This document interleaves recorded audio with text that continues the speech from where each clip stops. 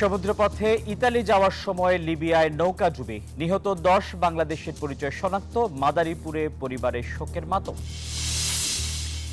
New ইয়র্কে বাড়ির সামনে দুর্বৃত্তের গুলিতে আহত এক বাংলাদেশি। যুক্তরাষ্ট্রের 9 দিনে 7,000-এর বেশি অবৈধ অভিবাসী আটক।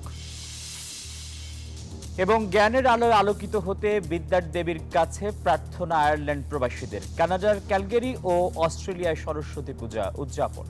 সবাইকে স্বাগত জানাচ্ছি নিউজ 24 প্রবাসের সংবাদে। আপনাদের সঙ্গে আছি আমি আসিফ টিপু। দেখছিলেন সংবাদ শিরোনাম, এবারে বিস্তারিত।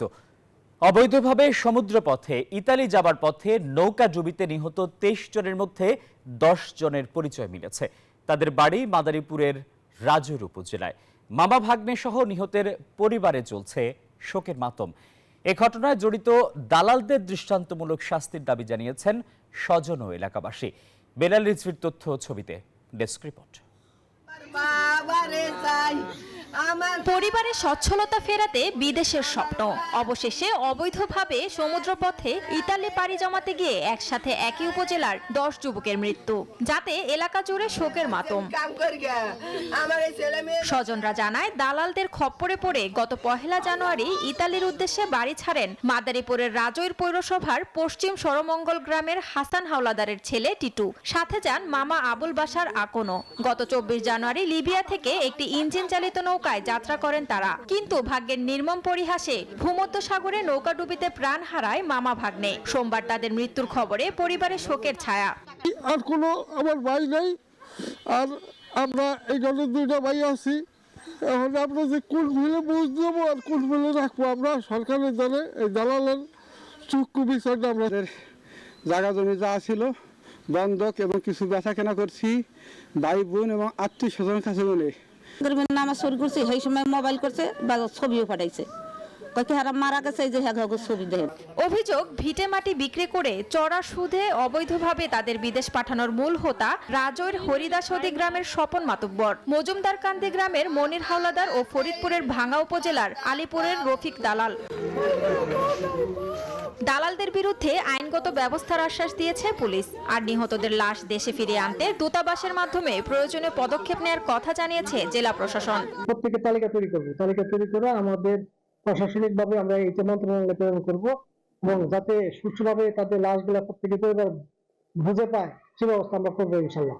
নিহতদের মধ্যে রাজৈর উপজেলার গোবিন্দপুরের ইনসান শেখ, শাখারপাড়ের সজীব মোল্লা, সাতবাড়িয়ার রাজীব, সুন্দিকুড়ির সাগর বিশ্বাস, আশিস কীর্তনিয়া, সাগর বারই ও বৌলগ্রামের অনুপ সর্দার রয়েছেন। Desk report, news 24।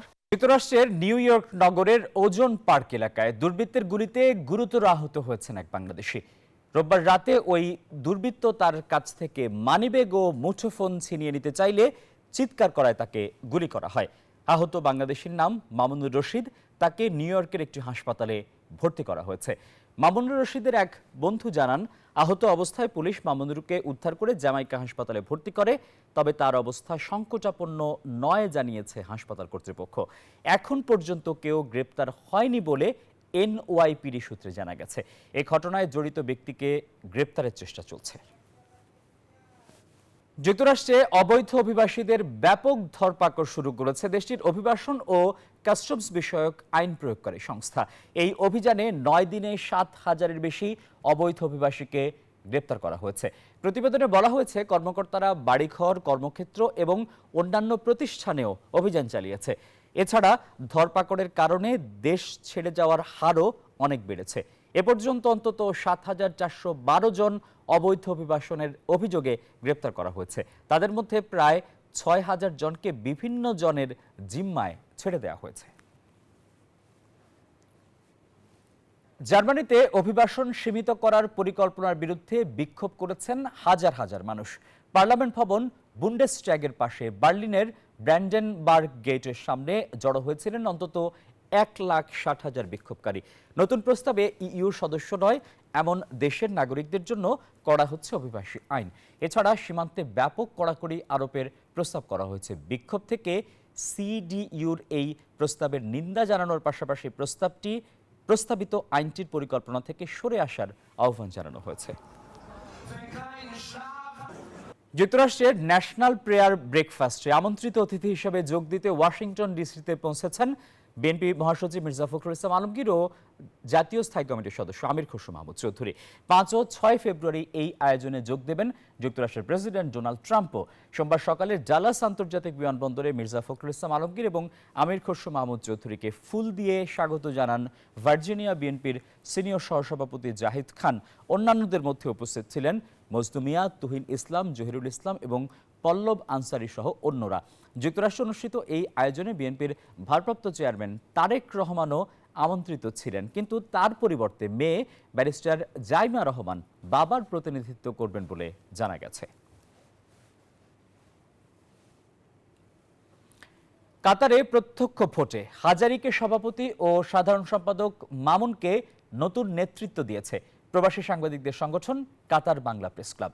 2025-26 মেয়াদে 16 সদস্যের এই কমিটিতে 71 টিভির প্রতিনিধি গোলাম মাওলা হাজারী সভাপতি এবং নিউজ 24-এর প্রতিনিধি মামুনুর রশিদ সাধারণ সম্পাদক নির্বাচিত হয়েছেন।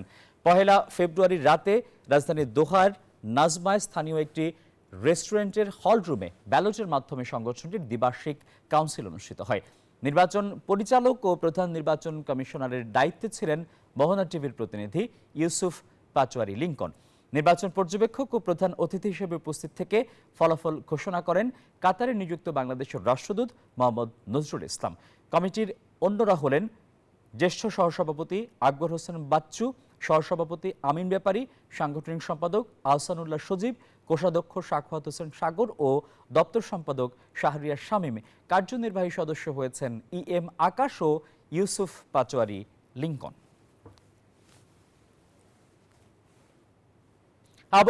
আবহমান বাংলার ঐতিহ্যকে নতুন প্রজন্মের সামনে তুলে ধরার লক্ষ্যে যুক্তরাষ্ট্রের নিউ ইয়র্কে অনুষ্ঠিত হয়ে গেল পিঠা উৎসব। অনুষ্ঠানে আমন্ত্রিতরা বলেন, শীতের সঙ্গে পিঠার রয়েছে নিবিড় সম্পর্ক এবং যা লোকজ সংস্কৃতির অবিচ্ছেদ্য অংশ। এ সময় বাহারি ও বৈচিত্র্যময় পিঠার সমাহার নিয়ে অনেকেই পিঠার পসরা সাজিয়ে বসেন। উৎসবকে সফল করতে সহযোগিতায় ছিলেন সভাপতি SM শফি, সাধারণ সম্পাদক কামাল হোসেন, কনভেনর মারুফুর রহমান মারুফ, সদস্য সচিব মেহেদি ফয়সাল সহ অনেকে।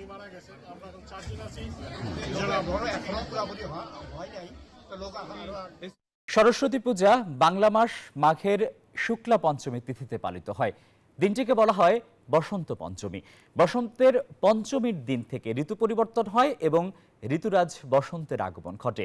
সত্য, সুন্দর এবং জ্ঞানের আলোয় আলোকিত করতে বিদ্যার দেবী সরস্বতীর কাছে প্রার্থনা করেছেন সনাতন ধর্মাবলম্বীরা। বিশ্বের বিভিন্ন দেশের মতো আয়ারল্যান্ডের ডাবলিনে বেশ ঘটা করেই উদযাপিত হলো হিন্দু সম্প্রদায়ের অন্যতম উৎসব সরস্বতী পূজা।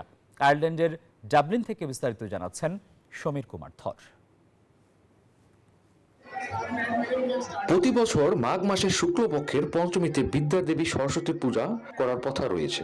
এই পুজো উৎসব যা জ্ঞান, শিল্প, সংস্কৃতি এবং প্রকৃতির সঙ্গমের প্রতীক।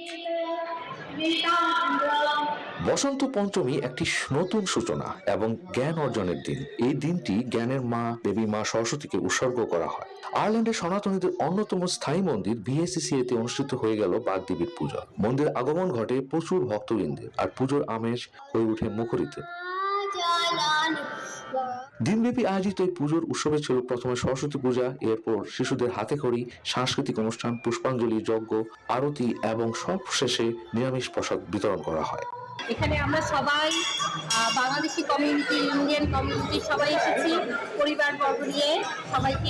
সবাই যেন একসাথে আমরা সরস্বতী পূজা উদযাপন করতে পারি। আমাদের ছোট ছোট বাচ্চারা একদম বাংলাদেশের মতো আমেজে এবং মাকে আমরা সুন্দরভাবে দেবী অর্চনা করেছি। মায়ের চরণের উদ্দেশ্যে বলতে চাই যেন সবাইকে মা জ্ঞান দান করেন এবং সবাইকে আলোকিত করেন। উপস্থিত ভক্তবৃন্দ বাংলাদেশ সহ বিশ্বের মানব সমাজের কল্যাণ এবং সমৃদ্ধি কামনা করেন। সমীর কুমার ধর, নিউজ 24, ডাবলিন, আয়ারল্যান্ড। বিদ্যা ও জ্ঞানের দেবী সারা বিশ্বে শান্তি, কল্যাণ ও সমৃদ্ধি বয়ে আনবে এমন প্রত্যাশা নিয়ে সনাতন ধর্মাবলম্বীদের সরস্বতী পূজা উদযাপিত হয়েছে কানাডার ক্যালগেরির স্ক্যান্ডিনেভিয়ান সেন্টারে। স্থানীয় সময় রোববার আমরা সবাই সংগঠনের উদ্যোগে পূজা উদযাপন হয়। অগণিত ভক্ত বিদ্যা ও জ্ঞানের দেবী সরস্বতীর চরণে পুষ্পাঞ্জলি দেয়া হয়। উপস্থিত ছিলেন আমরা সবাই সংগঠনের সভাপতি রূপক দত্ত, সাধারণ সম্পাদক অয়ন সরকার, সহসভাপতি জয়ন্ত বসু, শুভ মজুমদার সহ অনেকে। সিডনি সহ অস্ট্রেলিয়ার বড় শহরগুলোতে অনুষ্ঠিত হলো সরস্বতী পূজা। বিদ্যা ও ললিত কলার দেবী সরস্বতীর আরাধনাকে কেন্দ্র করে সমগ্র অস্ট্রেলিয়ায় অনেকেই উৎসবের আমেজে মেতে ওঠে। গত শনি ও রবিবার এই পূজার আয়োজন করা হয়। পূজারীরা দেবী সরস্বতীর চরণে অঞ্জলি প্রদান করেন। বিদ্যার্থীদের কাছে দেবী সরস্বতী আরাধনার দিনটি খুবই তাৎপর্যপূর্ণ, তাই সকলে বিদ্যার আলোকে বুদ্ধিমত্তায় চিরকাল সত্যের প্রতি অনুরাগী থাকার আশীর্বাদ প্রার্থনা করেন। পূজা ও অর্চনা শেষে প্রত্যেকটি মন্দিরের সামনে আয়োজন করা হয় সাংস্কৃতিক অনুষ্ঠান। সেখানে প্রবাসী বাংলাদেশিদের পাশাপাশি ভারত, নেপাল ও অস্ট্রেলিয়ার স্থানীয় লোকজন অংশগ্রহণ করে আনন্দ প্রকাশ করেন।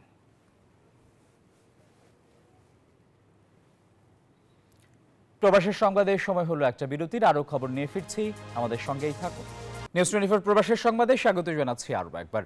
সরকারি তিতুমির কলেজকে বিশ্ববিদ্যালয় ঘোষণার দাবিতে চলমান আন্দোলন 7 দিনের জন্য স্থগিত করেছেন শিক্ষার্থীরা। আন্দোলনরত শিক্ষার্থীদের পক্ষে লায়েক নূর মোহাম্মদ সোমবার রাত 10টার কিছুক্ষণ আগে এই ঘোষণা দেন। ঠিক এর আগে মহাখালী রেল ক্রসিং এলাকায় যান শিক্ষা মন্ত্রণালয়ের যুগ্ম সচিব মোহাম্মদ নুরুজ্জামান। তিনি আন্দোলনকারী শিক্ষার্থীদের সঙ্গে কথা বলেন। বিশ্ববিদ্যালয় স্বীকৃতির দাবি বাস্তবায়নে শিক্ষার্থীদের নির্বাচিত সরকার পর্যন্ত অপেক্ষা করতে বলেন। এর আগে মন্ত্রণালয়ের প্রতিনিধি, কলেজ কর্তৃপক্ষ ও শিক্ষার্থী প্রতিনিধিদের নিয়ে বৈঠকে একটি কমিটি গঠনের সিদ্ধান্ত হয়। ওই কমিটি কলেজের 2024-25 শিক্ষাবর্ষের ভর্তি কার্যক্রম পরিচালনা করবে। এরপর শিক্ষার্থীরা মহাখালী রেল ক্রসিং ছেড়ে ক্যাম্পাসের দিকে রওনা দেন। তাতে মহাখালী রেল ক্রসিং থেকে জাহাঙ্গীর গেটগামী সড়কে যান চলাচল স্বাভাবিক হতে শুরু করে। প্রায় 7 ঘন্টা পর ট্রেন চলাচল শুরুর পরিস্থিতি তৈরি হয়। শিক্ষা মন্ত্রণালয়ের পক্ষ থেকে শিক্ষার্থীদের সুযোগ সুবিধা বৃদ্ধির আশ্বাস দেয়া হলেও প্রতিষ্ঠানটিকে বিশ্ববিদ্যালয়ে রূপান্তরের কোনো সুস্পষ্ট আশ্বাস দেয়া হয়নি। আমরা চাই না যে এই ধরনের একটা শিক্ষা প্রতিষ্ঠানের কারণে কেউ বিড়ম্বনায় পড়ুক, ছাত্রজন ক্ষতিগ্রস্ত, সরকার বিব্রত কিংবা আমরা কারোর কার্যক্রম বাধাগ্রস্ত হয়। সুতরাং এইটা প্রিন্সিপাল মহোদয়ের দায়িত্ব শিক্ষক এবং ছাত্রদের নিয়ে একটা টিম করে দেবেন, যারা সরকারের এই সিদ্ধান্তগুলো বাস্তবায়নের ক্ষেত্রে তারা আমাদেরকে পরামর্শ দেবেন কিংবা ওভারসি করবেন। জাহাঙ্গীরনগর বিশ্ববিদ্যালয়ের ভর্তি পরীক্ষা থেকে পোষ্য কোটা বাতিলের দাবিতে আমরণ গণ অনশন করছেন বৈষম্যবিরোধী ছাত্র আন্দোলনের জাবি শাখার নেতাকর্মীরা। সোমবার রাত 8টার দিকে বিশ্ববিদ্যালয়ের নতুন প্রশাসনিক ভবনের সামনে এই কার্যক্রম শুরু করেন তারা। দাবি আদায় না হওয়া পর্যন্ত কর্মসূচি চালিয়ে যাওয়ার ঘোষণা দিয়েছেন অনশনকারীরা। অনশনে বসা শিক্ষার্থীরা বলছেন, 24-এর গণঅভ্যুত্থানে লড়াইয়ের মূল মন্ত্র ছিল বৈষম্যমূলক কোটা পদ্ধতি বাতিল ও যৌক্তিক সংস্কার। সেজন্য অনেককে রক্ত দিতে হয়েছে, কিন্তু গণঅভ্যুত্থানের পর সেই কোটা নিয়ে আবারও অনশনে বসতে হচ্ছে, যা হতাশা ও লজ্জার বিষয়। ভর্তি পরীক্ষায় অযৌক্তিক পোষ্য কোটার জন্য বঞ্চিত হচ্ছে কৃষক ও শ্রমিকের সন্তান। উচ্চপদস্থ যারা কর্মকর্তা এবং যারা শিক্ষক, যারা প্রিভিলেজ মানুষ, তাদের পোষ্য কোটা বাতিল করতেই হবে, আজকের মধ্যেই করতে হবে। যতক্ষণ না পর্যন্ত করবে আমরা অনশনে থাকবো। আমরা মনে করি বিশ্ববিদ্যালয় প্রশাসনের এখানে গাফিলতি রয়েছে, যারা আমাদের এই যৌক্তিক আন্দোলনটাকে ভিন্ন খাতে প্রভাবিত করার চেষ্টা করছে। আমরা যারা মেধার ভিত্তিতে ভর্তি হই তাদের সাথে যখন আমরা দেখি পোষ্য কোটায় মাত্র 26 বা 27 পাওয়া একটা ছেলে মেয়ে ভর্তি হচ্ছে, আমরা মনে করি তারা এইখানে আসার যোগ্য না। আগামীকাল জনপ্রশাসন সংস্কার কমিশন সুপারিশ জমা দেবে প্রধান উপদেষ্টার কাছে। 182 পৃষ্ঠার সুপারিশে একটি জনবান্ধব জনপ্রশাসন তৈরির বিষয়গুলোকে গুরুত্ব দেওয়া হয়েছে। ঢাকা, চট্টগ্রাম, খুলনা, রাজশাহী এই 4 বিভাগকে 4টি প্রদেশ করার সুপারিশ করেছে জনপ্রশাসন সংস্কার কমিশন। নিউজ 24কে এসব তথ্য জানিয়েছেন জনপ্রশাসন সচিব মোখলেসুর রহমান। তিনি জানান, ঢাকার উপর চাপ কমাতে এমন সিদ্ধান্ত। এদিকে সরকারি কর্মকর্তা কর্মচারীদের জন্য মহার্ঘ ভাতার সিদ্ধান্ত জনপ্রশাসন মন্ত্রণালয়ের নয়, অর্থ মন্ত্রণালয়ের, বলেন সচিব। শাহনাজ ইয়াসমিনের রিপোর্ট। 8 আগস্ট অন্তর্বর্তী সরকার দায়িত্ব নেয়ার পরই গুরুত্ব দেয় রাষ্ট্র সংস্কারে। অক্টোবরের শুরুতেই গঠন করে 6 সংস্কার কমিশন। গেল 15 জানুয়ারি সংবিধান সংস্কার কমিশন সহ নির্বাচন, পুলিশ এবং দুদক সংস্কার কমিশন তাদের সুপারিশ জমা দিয়েছেন প্রধান উপদেষ্টার কাছে। জনপ্রশাসন এবং বিচার বিভাগীয় সংস্কার কমিশন 31 জানুয়ারি পর্যন্ত সময় নিয়েছিল। জনপ্রশাসন সচিব মোখলিসুর রহমান সচিবালয় নিউজ 24-কে জানান, তাদের কাজ শেষ হয়েছে, এখন ছাপাখানায় রয়েছে বাধাইয়ের জন্য। আগামী 5 ফেব্রুয়ারি প্রধান উপদেষ্টার কাছে জমা দিবেন সুপারিশ। একটি জনবান্ধব জনপ্রশাসন গঠন করার পক্ষে 182 পৃষ্ঠার সুপারিশ করা হয়েছে। জনাব আব্দুল মুহিত চৌধুরী স্যারের নেতৃত্বে 11 জনের টিম আছে, সবাই উপস্থিত থেকে মাননীয় প্রধান উপদেষ্টার অফিসে 5 ফেব্রুয়ারি জমা দেওয়া হবে। এটা তো পাবলিক ডকুমেন্ট, এটা আসার সাথে সাথেই সরকারের মাধ্যমে সকলেই জানবে এবং এতদিনের ফাইন্ডিংস এটা অনেক কি বলবো যে রিসার্চ অ্যান্ড মিশন ভিশন রেখে এটা করা হয়েছে। বাংলাদেশের সরকারের জনপ্রশাসন কেমন হলে জনবান্ধব হবে, এটাই মূল লক্ষ্য। আমরা ওই 3-4 দিনের ভিতরে আমাদের হাতে রেডি কপি এসে যাবে ইনশাল্লাহ। আমাদের এটা তো অনেক বড় এরিয়া, তো অনেক কিছু এটার মধ্যে চলে আসে। ঢাকা, চট্টগ্রাম, খুলনা, রাজশাহী এই 4 বিভাগকে 4টি প্রদেশ করার সুপারিশ করেছে জনপ্রশাসন সংস্কার কমিশন। কাজকে বিকেন্দ্রীকরণ করে ঢাকার উপর চাপ কমাতে এমন সুপারিশ কমিশনের। এটা 182 পৃষ্ঠার রিপোর্ট, এখানে অনেক কিছু আছে, আপনি যেটা বললেন সেটাও আছে। এগুলো সবই ডিটেলস। জনপ্রশাসনের বিষয় শুধুমাত্র বদলি ট্রান্সফার না, এর বাইরে আরো অনেক কাজ। উনি জমা দেওয়ার পরেই এগুলো পাবলিক জানবে, তখন আপনাদের সাথে আমাদের কথা হবে। আমরা এই ধরনের একটা কনসেপ্ট দেবো ইনশাল্লাহ। ডিসেন্ট্রালাইজ হবে, ঢাকা শহর আপনার চাপটা কমবে, একটু গণতান্ত্রিক ব্যবস্থাপনা তো পৃথিবীর সব দেশে এরকমই। একটা বিষয়ের উপরে আলাদা আলাদা ভাবে হয়েছে আর কি। এদিকে সরকারি কর্মকর্তা কর্মচারীদের মহার্ঘ ভাতা দেওয়ার বিষয়ে এখনো কোনো সিদ্ধান্ত হয়নি জানিয়ে সচিব বলেন, এই সিদ্ধান্ত নেবে অর্থ মন্ত্রণালয়। আমরা কারো কথায় গুজবে কান না দিয়ে মাননীয় অর্থ উপদেষ্টা যেটা বলবেন, অর্থ মন্ত্রণালয় যেটা বলবেন, সেটা আমাদের সকলের জন্য প্রযোজ্য। মূল্যস্ফীতির সাথে সামঞ্জস্য রাখতে 15 লাখ সরকারি কর্মকর্তা কর্মচারীদের জন্য মহার্ঘ ভাতার ঘোষণা দিয়েছিলেন অন্তর্বর্তী সরকার। শানাজি ইয়াসমিন, নিউজ 24, ঢাকা।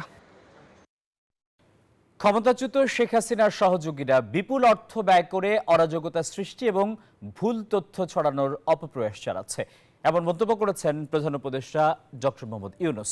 সোমবার রাষ্ট্রীয় অতিথি ভবন যমুনায় আইনশৃঙ্খলা পরিস্থিতি পর্যালোচনা করতে নিরাপত্তা প্রধানদের সঙ্গে উচ্চ পর্যায়ের সভায় তিনি কথা বলেন। যুদ্ধকালীন পরিস্থিতির মতোই সজাগ থাকতে সংশ্লিষ্টদের নির্দেশ দেন প্রধান উপদেষ্টা। বলেন, এবছর দেশের জন্য অত্যন্ত গুরুত্বপূর্ণ, তাই কাউকে অরাজকতা সৃষ্টি করতে দেয়া যাবে না। এ সময় আইনশৃঙ্খলা পরিস্থিতির নিবিড়ভাবে পর্যবেক্ষণের জন্য একটি কমান্ড সেন্টার স্থাপনের নির্দেশ দেন প্রধান উপদেষ্টা।